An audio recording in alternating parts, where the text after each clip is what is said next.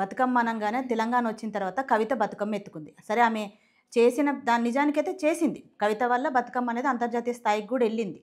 నేను వాటి జోలికి పోదలుచుకోలేదండి.